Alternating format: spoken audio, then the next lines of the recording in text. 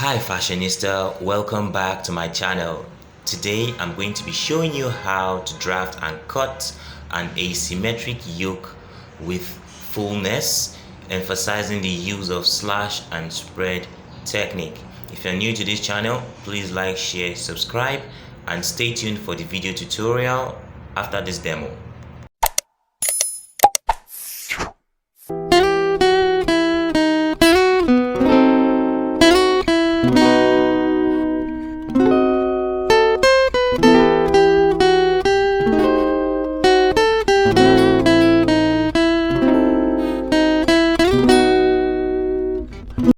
So guys, we need a basic bustier bodice. The bodice is drafted on fold, as you can see, because it's an asymmetric pattern, so it has to be drafted on fold. The paper is double. So right now I'll use my tracing wheel to trace out the front pattern. Watch how I'm tracing out the important points. I'm tracing the armhole now.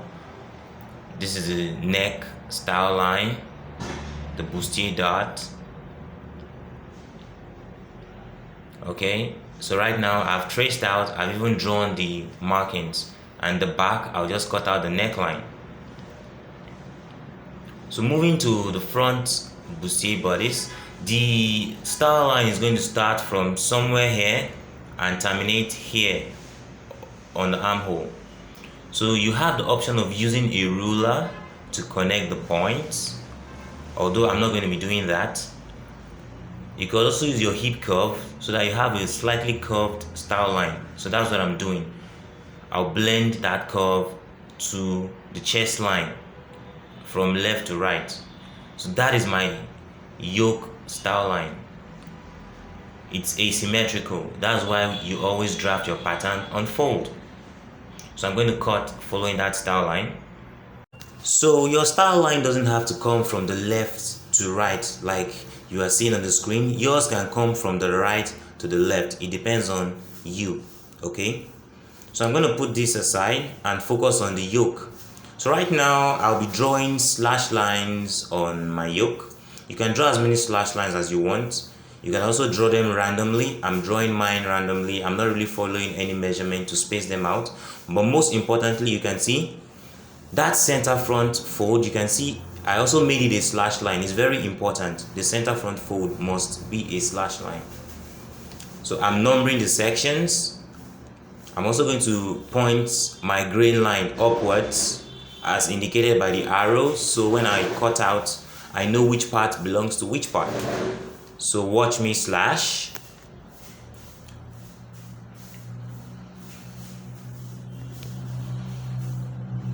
Here we go. So it's time to spread. So you can see that line I drew in the middle of the paper. That is the center line. That is why you cut through the center 3 and 4.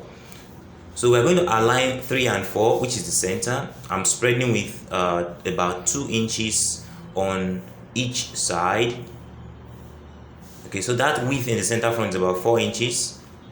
So I'm going to just keep spreading about 3 inch or 4 inches spread. If you want more, you could spread more, and if you want less, you could spread less. But as you can see in the garment, I actually spread it about 3 and 4 inches on both sides. Okay, and tape down as you spread. So here we go. I've taped it down. You can see my spread. Now I'm going to through the shoulder line and the neckline and the hemline of the yoke. So watch how I do it. The shoulder line, I'm going to use a straight line. Okay, that's it. For the neckline, I'm going to be using the curve. So watch how I'm doing that. You can see curve. The other shoulder, I'm going to use a straight line. You can see that I'm going to complete the neckline here. So the hemline, watch how I'm going to do it with my curve. Pay close attention to how I'm placing the curve. Okay, pattern drafting is not difficult if you just follow the principles. Okay, just watch my placement. Watch how I'm going to complete the curve. Okay, so from here now, till the end. I'm going to blend.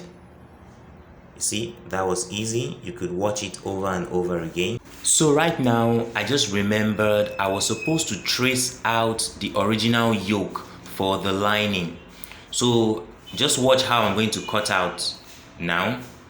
Okay, I'm going to have to trace some parts of the yoke and not cut the original yoke, so that those pieces that I spread, I will tape them back together so that I can have a yoke to cut out my lining. Okay, the lining does not have fullness, so please remember to trace your original yoke out before slashing and spreading on the copy. But since I forgot to do that, watch how I'm going to maneuver. You see that part of the pattern that sticks out? I'm going to trace that part, okay, to avoid cutting the original pattern, because I intend to put them back together to cut out yoke for lining. Okay, I think that's the only part that sticks out of the pattern, so I'm just going to cut out the rest.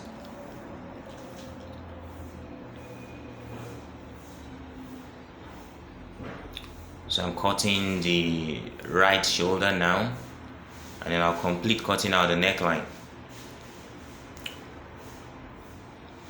Ta-da-da. So I'm going to take out the original pieces of pattern and tape them back together. That's after cutting out this excess at the armhole.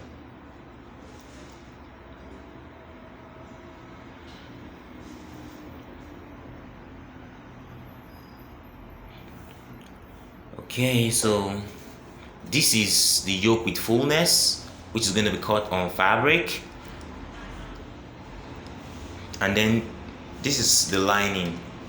Okay, I had to put them back together. So what's left is to add seam allowance to the hem of the yoke for the lining. Then for the fabric, you can either gather or make pleats, and then you're going to use this lining as guide. You gather it back to the shape of this. So here is how the yoke looks like on the bodice. Dun, da, da, da. Okay, so you should try this out. If you like my content, please support by liking, sharing, and subscribing to the channel. Okay, and stay tuned for future videos. This is La Contra. Stay inspired.